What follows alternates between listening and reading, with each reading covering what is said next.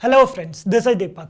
आज से मैं एक न्यू प्लेलिस्ट स्टार्ट करने वाला हूं, that is spring boot interview questions, जिसमें मैं आप लोगों को 50 से ज्यादा इंटरव्यू क्वेश्चंस कंप्लीट करवाऊंगा और हर एक वीडियो के अंदर आप लोगों को 5 क्वेश्चंस मिलेंगे। साथ के साथ मैं आप लोगों को मेरी वेबसाइट पर नोट्स भी प्रोवाइड करता रहूंगा। ओके, तो देखो,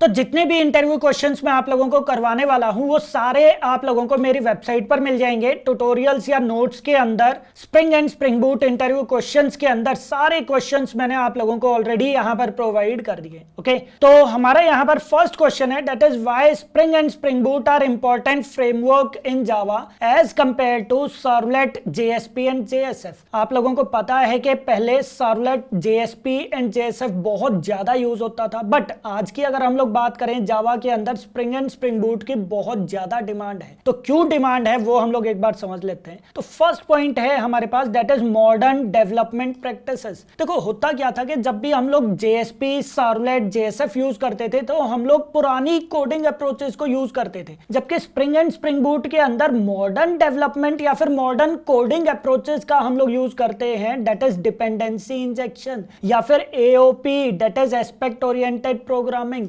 डिपेंडेंसी इंजेक्शन क्या होता है, एओपी क्या होता है, ये मैं आगे और भी डीपली आप लोगों को एक्सप्लेन करूंगा। ठीक है, तो स्प्रिंग एंड स्प्रिंग बूट के अंदर हम लोग कुछ अच्छी कोडिंग अप्रोचेस का यूज करते हैं, जैसे डिपेंडेंसी इंजेक्शन हो गया, एस्पेक्ट ओरिएंटेड प्रोग्रामिंग हो गया, जिसके थ्रू हमारा कोड बहुत ही अच्छा हो जाता है, मॉड्यूलर हो जाता है और उस कोड को टेस्ट करना भी इजी होता है। ओके, जबकि सर्वलेट, जेएसपी एंड जेएसएफ के अंदर जब भी हम लोग कोडिंग पार्ट करते थे तो हमारा कोड वो बहुत ज्यादा टाइटली कपल्ड हो जाता था, हमारी क्लासेस एक दूसरे के ऊपर बहुत ज्यादा डिपेंड होती थी, जबकि ये चीज स्प्रिंग बूट के अंदर नहीं है। स्प्रिंग एंड स्प्रिंग बूट के अंदर हमारी क्लासेस लूजली कपल्ड होती हैं because of dependency injection.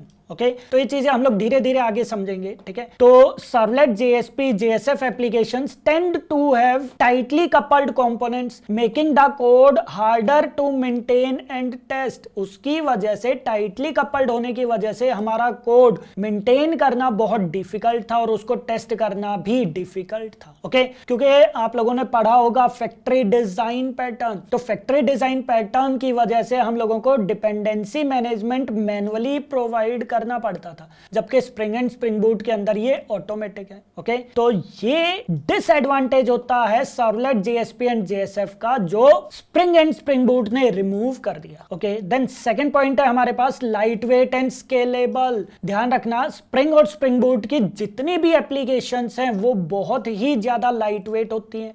Second thing, उनको स्केल करना इजी होता है। स्केल करने का यहां पर मतलब है कि आज जो हम लोग प्रोजेक्ट बना रहे हैं, कल को हम लोगों को कुछ न्यू फंक्शनैलिटीज ऐड करनी है तो मैं बहुत ही इजीली चेंज कर सकता हूं, मतलब प्रोजेक्ट को मैं एक्सटेंड बहुत इजीली कर सकता हूं, एक कोड हमारा दूसरे कोड पर इफेक्ट नहीं करेगा। जबकि सर्वलेट एंड जेएसपी के अंदर प्रोजेक्ट्स को स्केल करना बहुत ही ज्यादा डिफिकल्ट था और उसकी वजह से परफॉर्मेंस भी, प्रोजेक्ट की परफॉर्मेंस भी इफेक्ट होती थी, जबकि ये problem Spring and Spring Boot के अंदर नहीं है। ओके, तो ये था हमारे पास second point. Then third point है, that is separation of concerns and testability. तो पहले पॉइंट देखो यहां पर, Spring's MVC pattern promotes better separation between the business logic, controller and view, improving maintainability. हाँ जी, स्प्रिंग एमवीसी पैटर्न जो है वो basically logical part, presentational part, controller and view, इन सब की अलग अलग लेयर्स वो प्रोवाइड करता है, जिसकी वजह से प्रोजेक्ट को मेंटेन करना बहुत इजी होता है। जबकि JSP and JSF mixes the logic with presentation. JSP and JSF के अंदर हम लोग लॉजिक्स को, मतलब back and logic and front end logic, presentation जो है,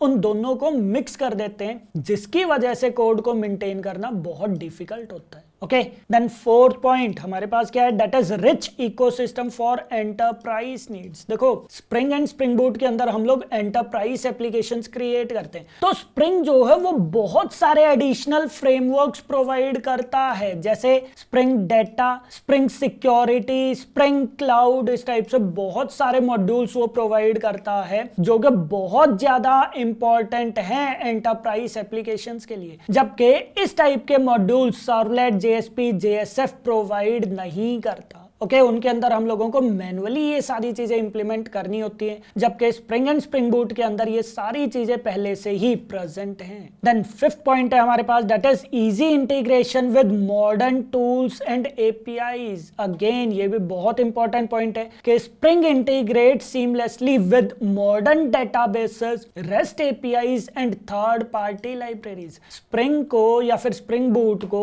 जो न्यू डेटाबेसेस हैं उनके साथ इंटीग्रेट करना बहुत इजी है, इनके अंदर रेस्ट एपीआईज डेवलप करना बहुत इजी है, थर्ड पार्टी लाइब्रेरीज को इंटीग्रेट करना भी बहुत इजी है, क्योंकि ये पहले से ही प्री डिफाइंड टूल्स प्रोवाइड करता है या फिर प्री डिफाइंड मॉड्यूल्स प्रोवाइड करता है, जिसकी वजह से इंटीग्रेशन इजी हो जाता है। जबकि building REST APIs with servlet और JSP JSF is more tedious, involving a lot of boiler plate code. Boiler plate code, यहां पर बॉयलर प्लेट कोड का मतलब है वो कोड जो बार बार रिपीट हो रहा है। तो ध्यान रखना, अगर हम लोग सर्वलेट एंड जेएसपी या फिर जेएसएफ के अंदर रेस्टफुल वेब सर्विसेज या फिर रेस्ट एपीआईज क्रिएट करते हैं तो बहुत ज्यादा डिफिकल्ट होता है, क्योंकि उसके अंदर हम लोगों को बार बार रिपीटेड कोड लिखना पड़ता है, जबकि ये प्रॉब्लम हमारे पास स्प्रिंग के अंदर नहीं होती। Okay, then next point, that is reduced boiler plate code with Spring Boot. Spring Boot के अंदर बॉयलर प्लेट कोड वाली प्रॉब्लम भी नहीं है। बॉयलर प्लेट कोड, वो कोड जो बार बार रिपीट होता जा रहा है, तो हम लोगों को रिपीटेड कोड लिखने की नीड नहीं होती स्प्रिंग बूट के अंदर। तो spring boot reduces configuration effort with auto configurations. Spring Boot के अंदर ऑटो कॉन्फ़िगरेशन का एक फीचर होता है, जिसके थ्रू कॉन्फ़िगरेशंस ऑटोमेटिकली हो जाती है, हम लोगों को प्रोवाइड करने की नीड नहीं है। Spring boot starter dependencies provide करता है, मतलब मैंने एक डिपेंडेंसी प्रोवाइड की, उसके ऊपर जितनी भी डिपेंडेंसीज हैं जो उसके ऊपर डिपेंड है वो सारी की सारी ऑटोमेटिकली डाउनलोड हो जाती है। एंड एम्बेडेड सर्वर्स, सर्वर भी ऑटोमेटिकली एम्बेड हो जाता है, हम लोगों को मैनुअली ये सारा काम करने की नीड नहीं होती, जबकि सर्वलेट्स एंड जेएसपी के अंदर ये सब कुछ हम लोगों को मैनुअली करना पड़ता है और उसकी वजह से हमारी डेवलपमेंट स्पीड स्लो हो जाती है, जबकि स्प्रिंग बूट के अंदर हमारे पास डेवलपमेंट स्पीड फास्ट हो जाती है। Then seventh point, microservices and cloud native applications. Spring Boot is designed with microservices architecture. ये बहुत ज्यादा इंपॉर्टेंट है कि Spring Boot जो है वो microservices architecture के बेसिस पर ही डिजाइन किया गया है,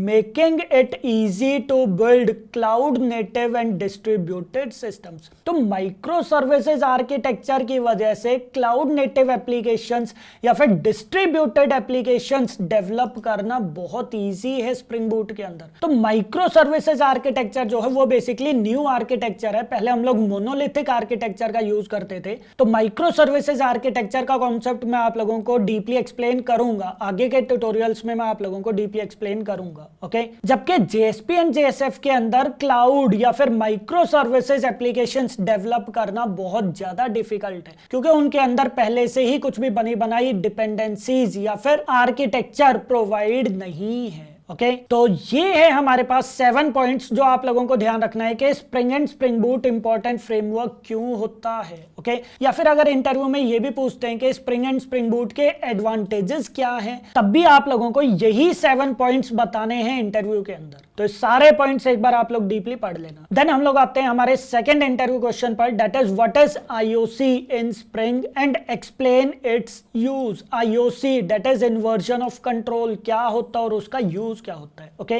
तो IOC stands for inversion of control, ये इसकी फुल फॉर्म आ गई है। तो आईओसी एक्चुअल में है क्या है, बहुत इंपॉर्टेंट है, ध्यान रखना। IOC is a design principle और आर्किटेक्चरल पैटर्न। आईओसी एक डिजाइन पैटर्न है। मैं आईओसी की बात कर रहा हूं, आईओसी कंटेनर की बात नहीं कर रहा, दोनों में डिफरेंस है, ध्यान रखना। इंटरव्यू में ध्यान से सुनना, वो क्या पूछ रहे हैं, आईओसी पूछ रहे हैं या फिर आईओसी कंटेनर पूछ रहे हैं। ओके, या फिर स्प्रिंग कंटेनर पूछ रहे हैं, ठीक है। तो तीनों में डिफरेंस है, थोड़ा थोड़ा डिफरेंस है। तो आईओसी क्या होता है, आईओसी एक डिजाइन प्रिंसिपल होता है या फिर एक आर्किटेक्चरल पैटर्न होता है, where instead of our code controlling how objects are created and managed, this responsibility is handed over to a container. हाँ जी, इसका मतलब क्या है कि ये एक डिजाइन पैटर्न है आईओसी जो खुद से ही ऑब्जेक्ट्स को कंट्रोल करता है। दैट मींस के ऑब्जेक्ट्स कैसे क्रिएट होंगे, ऑब्जेक्ट्स को मैनेज करना, उनकी लाइफ साइकिल को मैनेज करना, ये प्रोग्रामर की रिस्पॉन्सिबिलिटी नहीं है। अब ये किसकी रिस्पॉन्सिबिलिटी है? कंट्रोलर की रिस्पॉन्सिबिलिटी है। That is IOC container, container की रिस्पॉन्सिबिलिटी है, सॉरी। तो आईओसी कंटेनर या फिर स्प्रिंग कंटेनर, तो ये बेसिकली कंटेनर की रिस्पॉन्सिबिलिटी आ जाती है ऑब्जेक्ट्स को,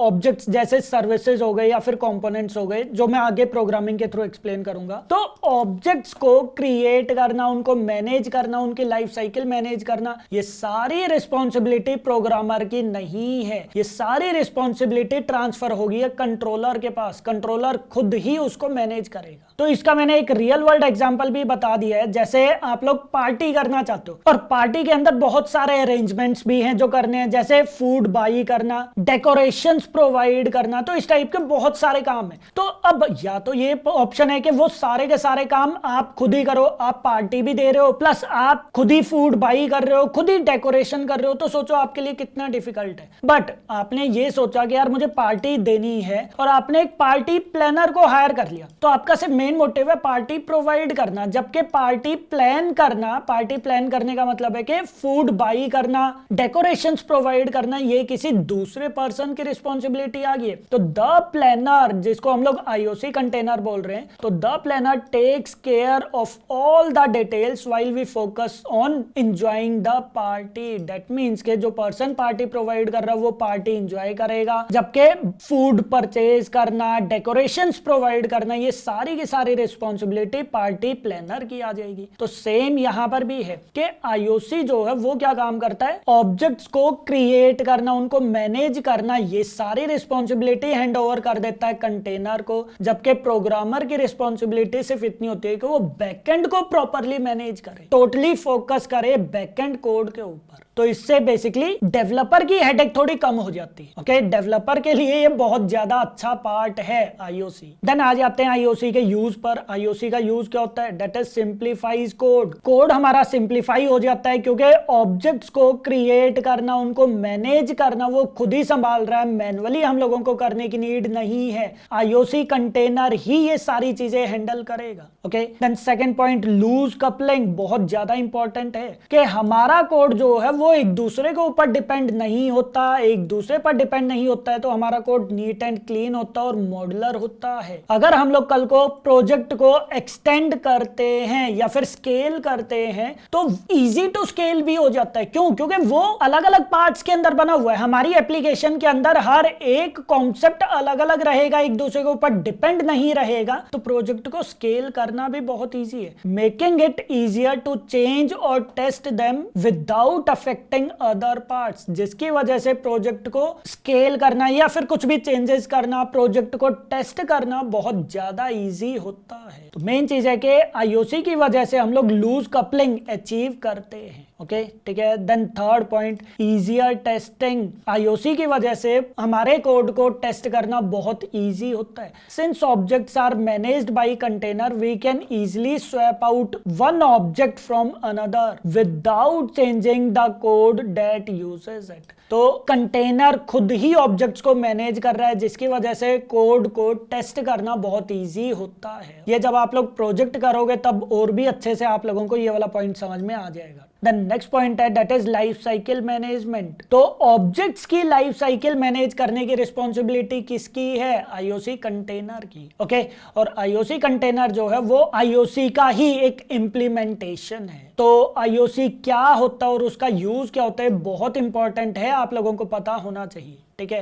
देन थर्ड क्वेश्चन है that is what is Spring container and it's type. ये भी बहुत ज्यादा इंपॉर्टेंट क्वेश्चन है कि स्प्रिंग कंटेनर क्या होता है और उसके कौन कौन से टाइप्स हैं। तो Spring container is a specific implementation of IOC design principle. कितना इजी है कि आईओसी क्या है? एक डिजाइन प्रिंसिपल है, और स्प्रिंग कंटेनर क्या है? स्प्रिंग कंटेनर उसी की ही एक इंप्लीमेंटेशन है। तो ध्यान रखना, Spring container IOC design principle का ही एक इम्प्लीमेंटेशन है, जिसकी क्या क्या रिस्पॉन्सिबिलिटीज होती हैं। ऑब्जेक्ट को क्रिएट करना, ऑब्जेक्ट्स बोल दो या फिर बीन्स बोल दो, क्रिएट करना, देन डिपेंडेंसीज मैनेज करना, ऑब्जेक्ट्स की लाइफ साइकिल हैंडल करना। ये सारे के सारे टास्क कौन परफॉर्म करता है? That is Spring container. तो स्प्रिंग कंटेनर क्या होता है, उसकी रिस्पॉन्सिबिलिटीज क्या होती है, बहुत इंपॉर्टेंट इंटरव्यू क्वेश्चन है, ध्यान रखना, ठीक है। Then next point, Spring container कैसे काम करता है। देखो कितना इजी है। स्प्रिंग कंटेनर जो है वो बेसिकली कॉन्फ़िगरेशंस फाइल को रीड करता है, जैसे एक्सएमएल कॉन्फ़िगरेशन फाइल या फिर जावा बेस्ड कॉन्फ़िगरेशन फाइल या फिर एनोटेशंस को वो रीड करेगा। कॉन्फ़िगरेशंस के अकॉर्डिंग वो जावा ऑब्जेक्ट्स या फिर बीन्स क्रिएट करेगा, उन्हीं के अकॉर्डिंग वो डिपेंडेंसीज इंजेक्ट कर देगा और कॉन्फ़िगरेशंस के अकॉर्डिंग ही वो लाइफ साइकिल को मैनेज करेगा। ओके, तो ध्यान रखना, स्प्रिंग कंटेनर कॉन्फ़िगरेशन फाइल्स को रीड करके ही ये सारी की सारी चीजें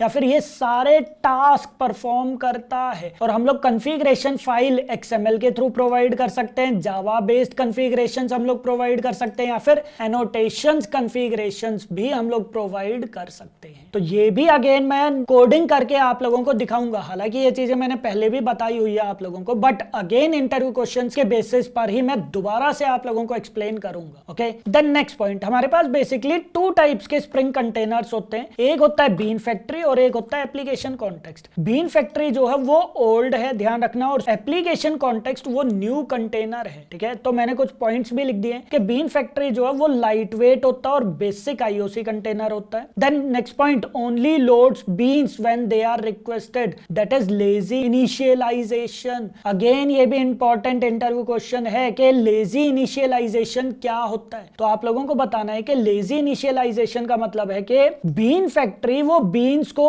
उसी टाइम लोड करेगा जब उनकी रिक्वेस्ट आएगी। ऐसा नहीं है कि वो पहले से ही बीन ऑब्जेक्ट्स क्रिएट करके रखता है, जो कि एप्लीकेशन कॉन्टेक्स्ट के अंदर होता है, ठीक है। And then next point, suitable for simple applications where performance is crucial and resources are limited. तो बीन फैक्ट्री जो है वो बिल्कुल बेसिक एप्लीकेशंस के लिए ही हम लोग यूज करते हैं। जबकि अगर बात करें एप्लीकेशन कॉन्टेक्स्ट की, एप्लीकेशन कॉन्टेक्स्ट जो है वो एडवांस्ड वर्जन है बीन फैक्ट्री का ही। दैट मींस कि एप्लीकेशन कॉन्टेक्स्ट जो है वो बीन फैक्ट्री को ही इनहेरिट करता है। तो एप्लीकेशन कॉन्टेक्स्ट वो एडवांस्ड कंटेनर होता है जिसके अंदर कुछ एक्स्ट्रा फीचर्स भी होते हैं, जैसे internationalisation, AOP that is aspect oriented programming. तो एप्लीकेशन कॉन्टेक्स्ट जो है वो काफी सारे एक्स्ट्रा फीचर्स प्रोवाइड करता है जो बीन फैक्ट्री प्रोवाइड नहीं करता। Okay, then next point, that is eager initialization. ये भी अगेन इंपॉर्टेंट पॉइंट है कि beans are created during container startup. जैसे ही कंटेनर स्टार्ट होता है उसी टाइम पर एप्लीकेशन कॉन्टेक्स्ट बीन्स क्रिएट कर देता है, और इसीलिए हम लोग बोलते हैं that is eager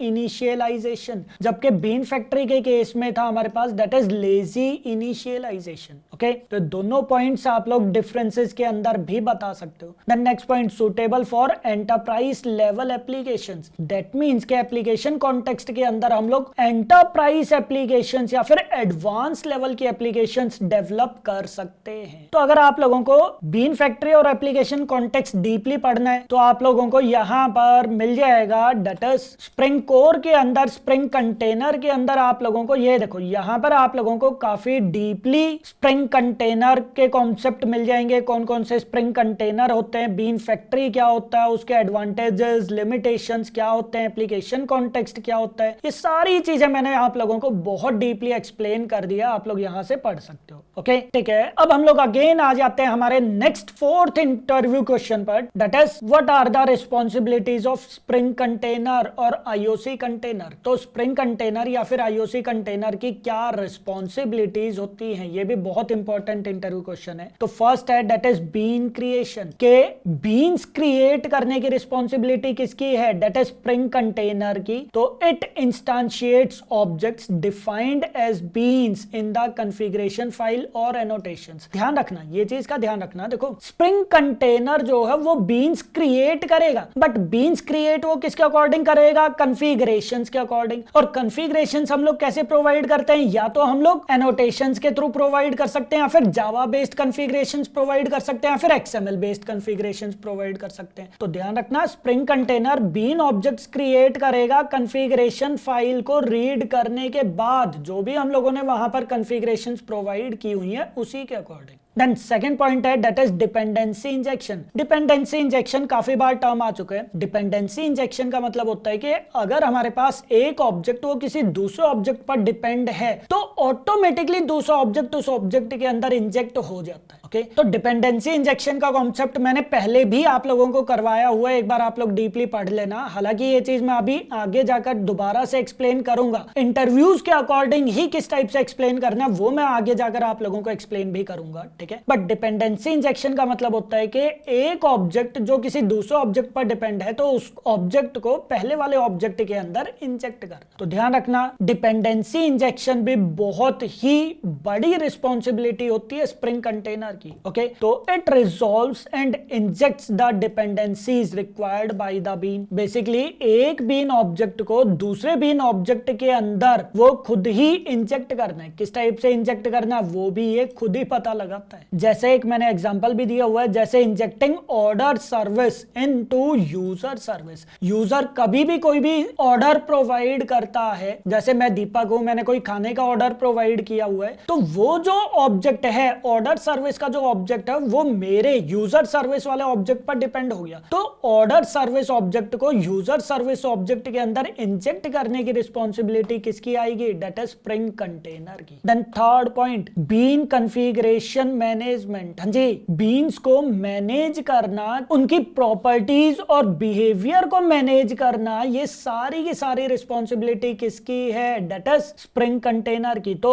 it reads meta data, that is XML annotations और Java configurations to manage the properties and behaviour of the beans. हर एक बीन की अपनी कुछ अलग प्रॉपर्टीज होती है, हर एक बीन अलग तरीके से काम करता है। तो स्प्रिंग कंटेनर जो है वो कॉन्फ़िगरेशन फाइल्स को रीड करेगा, जिसको हम लोग मेटा डाटा भी बोल देते हैं। तो उनको रीड करेगा और उसके अकॉर्डिंग ही वो बीन्स को खुद से ही मैनेज करना स्टार्ट कर देगा। Okay, then next point, life cycle management. तो बीन्स की लाइफ साइकिल भी स्प्रिंग कंटेनर खुद से ही मैनेज करता है। जैसे बीन को इंस्टांशिएट करना, उनको इनिशियलाइज करना, बीन्स को डिस्ट्रॉय करना, ये सारा काम भी आईओसी कंटेनर या फिर स्प्रिंग कंटेनर ही संभालता है। देन स्कोप मैनेजमेंट, हर एक बीन का अपना एक स्कोप होता है, जैसे singleton scope, prototype scope, session scope. तो इस सारे के सारे स्कोप भी कौन मैनेज करता है? That is Spring container. Then event handling, that is it supports event based communication between beans. अलग अलग बीन्स में जो भी कम्युनिकेशन है वो भी खुद से ही स्प्रिंग कंटेनर वो खुद से ही हैंडल करता है। बट ध्यान रखना,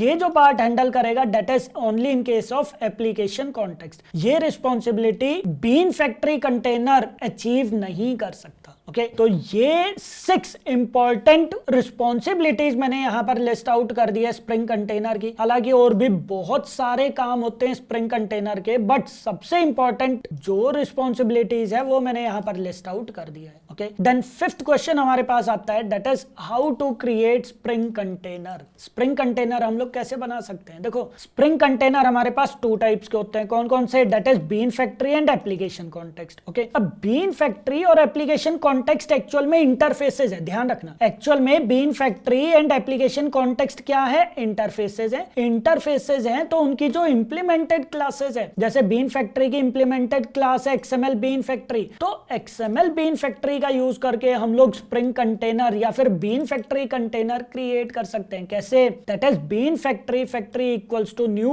एक्सएमएल बीन फैक्ट्री, और उसके अंदर हम लोग क्लास पाथ रिसोर्स का रेफरेंस प्रोवाइड करेंगे, जिसके अंदर हम लोग XML कॉन्फ़िगरेशन फाइल का पाथ प्रॉपर प्रोवाइड कर देते हैं। तो एक वे हमारे पास ये हो गया है, बीन फैक्ट्री के थ्रू हम लोग किस टाइप से कंटेनर क्रिएट कर सकते हैं। देन एप्लीकेशन कॉन्टेक्स्ट के थ्रू हम लोग कैसे क्रिएट कर सकते हैं। देखो एप्लीकेशन कॉन्टेक्स्ट की बहुत सारी इंप्लीमेंटेड क्लास है, जैसे class path XML application context, file system XML application context, annotation config application context. तो हम लोग या तो application context equals to new class path XML application context का यूज कर लेंगे, जिसके अंदर हम लोग एक्सएमएल फाइल का पाथ प्रोवाइड कर देंगे, या फिर हम लोग file system XML application context का यूज कर लेंगे। ये हम लोग तब यूज करते हैं जब हमारे पास कॉन्फ़िगरेशन फाइल कहीं दूसरी लोकेशन पर स्टोर है, तो उस केस में हम लोग file system XML application context का यूज कर लेंगे। बट अगर आप लोग जावा बेस्ड कॉन्फ़िगरेशंस प्रोवाइड कर रहे हो या फिर आप लोग एनोटेशन बेस्ड कॉन्फ़िगरेशंस प्रोवाइड कर रहे हो, तो हम लोग यूज करेंगे एनोटेशन कॉन्फ़िग एप्लीकेशन कॉन्टेक्स्ट का। तो उस केस में हम लोग इस टाइप से स्प्रिंग कंटेनर क्रिएट करते हैं, जिसमें हम लोग यहाँ पर डॉट क्लास या फिर जावा क्लास जो है उसी का नेम हम लोग यहाँ पर प्रोवाइड कर देते हैं। ओके, तो ये हमारे पास कुछ डिफरेंट वेज हैं जिसके थ्रू हम लोग स्प्रिंग कंटेनर क्रिएट कर सकते हैं। बट यहाँ पर मैंने कुछ पॉइंट्स भी प्रोवाइड कर दिए हैं, ध्यान रखना। That is for modern spring applications use annotation config application context. हाँ जी, ज्यादातर annotation config application context use होता है, क्योंकि हम लोग आज के दिन कॉन्फ़िगरेशंस प्रोवाइड करते हैं या तो एनोटेशंस के थ्रू या फिर जावा के थ्रू, जावा कॉन्फ़िगरेशन फाइल के थ्रू। एक्सएमएल के थ्रू कॉन्फ़िगरेशन अब थोड़ा कम ही प्रोवाइड करते हैं। ओके,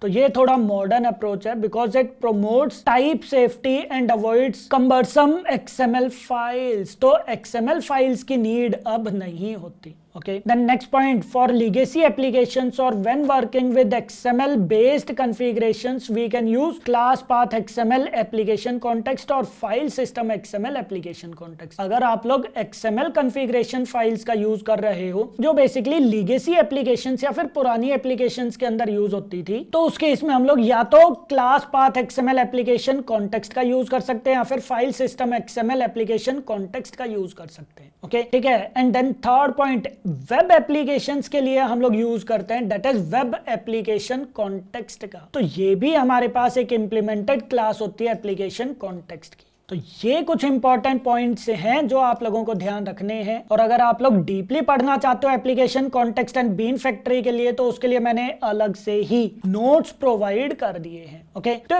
5 इंपॉर्टेंट इंटरव्यू क्वेश्चंस हैं जो आप लोगों को पढ़ने हैं, ठीक है, याद रखने हैं। मैं हर एक लेक्चर के अंदर 5-5 इंटरव्यू क्वेश्चंस करवाऊंगा और क्वेश्चंस भी मैं इस टाइप से सीरियल वाइज करवाऊंगा कि आप लोगों की स्प्रिंग एंड स्प्रिंग बूट पूरी की पूरी रिवाइज हो जाएगी। ओके, और इवन आप लोग एक तरह से इसको क्रैश कोर्स की तरह भी ट्रीट कर सकते हो। ठीक है, तो ये थे हमारे पास 5 इंटरव्यू क्वेश्चंस। तो आप लोगों को समझ आए हैं या नहीं आए हैं, एक बार आप लोग कमेंट करके जरूर बताना। अगर आप लोगों का अपना कोई इंटरव्यू क्वेश्चन है जो आप लोग चाहते हो कि मैं करवाऊं, तो वो आप लोग कमेंट्स के अंदर एक बार जरूर बता देना। मैं उनको भी मेरी वीडियोस के अंदर इंक्लूड कर लूंगा। और फर्दर मैं बहुत सारे इंटरव्यू क्वेश्चंस करवाने वाला हूं, मोर देन 50 इंटरव्यू क्वेश्चंस। तो आप लोग वीडियो को जरूर सपोर्ट करना, लाइक और कमेंट करके जरूर बताना आप लोगों को वीडियो कैसी लगी, ताकि मैं और भी क्वेश्चन आप लोगों को प्रोवाइड कर सकूं और नोट्स में आप लोगों को यहां पर प्रोवाइड कर सकूं। Okay, thank you.